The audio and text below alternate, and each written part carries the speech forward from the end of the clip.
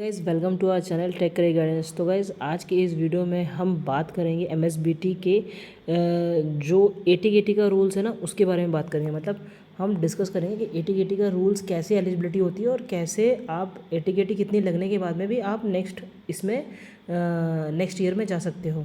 तो गाइज़ अगर आप चैनल पे न्यू हो तो प्लीज़ चैनल को सबसे पहले सब्सक्राइब कर लो ताकि आने वाली लेटेस्ट इन्फॉर्मेशन आपको जल्दी पहुँचे और जल्दी मिले। तो गाइज़ सबसे पहले हम बात करेंगे कि एटी एंड बैकलॉग के बारे में। एटी एंड बैकलॉग का मतलब होता है कि अगर आपकी मार्कशीट में किसी मार्क्स के आगे स्टार मार्क है देन उसे बैकलॉग कहते हैं। ये तो आपको पता ही होगा, है ना। एंड बैकलॉग जो एग्ज़ाम्स होती है अगर आपको बैकलॉग लगता है तो आप नेक्स्ट सेमेस्टर में आपको ये एग्ज़ाम फिर से देना पड़ता है अगर आपको कहीं बैकलॉग लगा तो, ठीक है। अब हम बात करते हैं कि देखिए कैसा होता है। डिप्लोमा जो होता है, डिप्लोमा 3 साल का होता है। तो जो अगर हम बात करें फर्स्ट ईयर की, तो फर्स्ट ईयर में कैसा रहता है कि अगर आपको 4 बैकलॉग लगते हैं या 4 से कम बैकलॉग लगते हैं तो उस आप नेक्स्ट ईयर में जा सकते हो, मतलब नेक्स्ट ईयर में एडमिशन ले सकते हो। मतलब 4 बैकलॉग हो या 4 से कम बैकलॉग होगा तो आप नेक्स्ट ईयर में एडमिशन ले सकते हो, ठीक है। और वहीं अगर आप थर्ड ईयर में हो गाइज़, अगर आप थर्ड ईयर में हो और डिप्लोमा के, और अगर आपको एक भी बैकलॉग लगता है तो DSY मतलब जो डायरेक्ट सेकेंड ईयर डिग्री में होता है आप वहाँ पे एडमिशन नहीं ले सकते हो। दैट मीन्स कि आपका एक साल वेस्ट हो जाता है, आपका ईयर डाउन हो जाता है, वाइड हो जाते हो। तो गाइज़ अगर आपका किसी का भी कुछ मार्क्स से रह गया हो तो प्लीज़ आप रीचेकिंग को डालो, फ़ोटो कॉपी को डालो ताकि एटलीस्ट आपका साल ख़राब ना हो, ठीक है। फ़ोटोकॉपी और रीचेकिंग का आपको पहले ही बता चुके हैं कि क्या मतलब होता है। फ़ोटोकॉपी फिर भी आपको एक छोटा सा जस्ट बता देते हैं कि फ़ोटोकॉपी का मतलब ये होता है कि आप अपनी आंसर शीट अपने कॉलेज में बुला सकते हो, उसकी जेरॉक्स कॉपी आती है, आप चेक कर सकते हो कि आपने किस तरह से आंसर लिखे थे, किस तरह से किधर किधर आपके मार्क्स बढ़ सकते हो, और आप वापस से रिवैल्यूएशन मतलब करवा सकते हो आपका।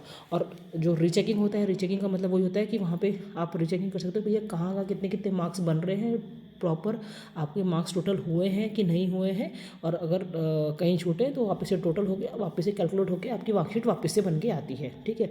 तो ये इस तरह से होते हैं। अब गाइस हम बात करते हैं थर्ड ईयर के बारे में।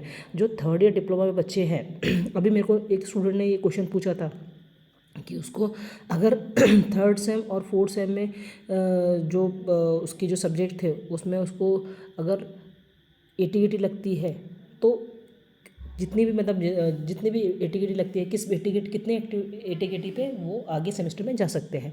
तो गाइस अभी हम सिंपल से आपको एक एग्जांपल के तौर पे बता रहे हैं कि जैसे अगर आप सेकेंड ईयर में हो तो सेकेंड ईयर में हो मतलब आपका थर्ड सेम रहेगा और फोर्थ सेम रहेगा। तो सपोज़ अगर आप मैकेनिकल ब्रांच के हो, ठीक है, अगर आप मैकेनिकल ब्रांच के हो और तो आपको थर्ड सेम में कितने 6 सब्जेक्ट थे और आपके फोर्थ सेम में आपको 8 सब्जेक्ट थे, तो दोनों को मिला के कितने हो गए टोटल सब्जेक्ट, 14 सब्जेक्ट हो गए। तो 14 सब्जेक्ट में से अगर आपको 4 सब्जेक्ट में एटी है तो आप नेक्स्ट ईयर में जा सकते हो, करेक्ट। अगर 5 में लगी तो आप नहीं जा सकते हो, ठीक है। 4 में अगर आपको एटी लगती है तो आप नेक्स्ट ईयर में जा सकते हो, या 4 से कम में आपको लगती है तो। सिमिलरली अगर आप इलेक्ट्रिकल ब्रांच में हो या कंप्यूटर ब्रांच में हो या आईटी में हो या ईएनटीसी में हो, और अगर आपको जो मतलब आपका थर्ड सेम और फोर्थ सेम के जितने भी सब्जेक्ट होते हैं उनको टोटल करो, टोटल जो सब्जेक्ट होगा उसमें से अगर आपको जो जितने की एटी लगती है उसके हिसाब से बनता है। जैसे सपोज अभी हम एग्जांपल लेते हैं कि इलेक्ट्रिकल ब्रांच है, ठीक है। इलेक्ट्रिकल ब्रांच वाले बंदे को थर्ड सेम में 5 सब्जेक्ट रहते हैं और फोर्थ सेम में उसको 6 सब्जेक्ट रहते हैं, तो 5 और 6 कितना हो गया 11। तो अब 11 अगर उसको 11 सब्जेक्ट रहते हैं और 11 में से अगर उसको 3 सब्जेक्ट में एटी है या 3 से कम में एटी है तो ही और she is eligible for next year, ठीक है। मतलब नेक्स्ट ईयर में जा सकते हैं, पर 3 से ज़्यादा अगर एटी है तो नहीं जा सकते, ठीक है। तो ये इस तरह से आपको हर ब्रांचेस के लिए आप चेक कर सकते हो कि थर्ड और फोर्थ सेम में आपके जो टोटल मार्क्स हैं वो उसके हिसाब से आपको कितनी एटी लग रही है। तो आपका अगर उतनी एटी लगती है, जैसे सपोज मैकेनिकल और सिविल ब्रांच जो है इनको अगर 4 मिलता है एटी, सिंपल भाषा में मैकेनिकल और जो सिविल ब्रांच वाले बच्चे हैं उनको 4 एटी रहती है। रूल्स रहता है कि 4 एटी अगर लगती है तो वो नेक्स्ट सेमेस्टर में जा सकते हैं, या 4 से कम लगती है तो वो जा सकते हैं नेक्स्ट सेमेस्टर में।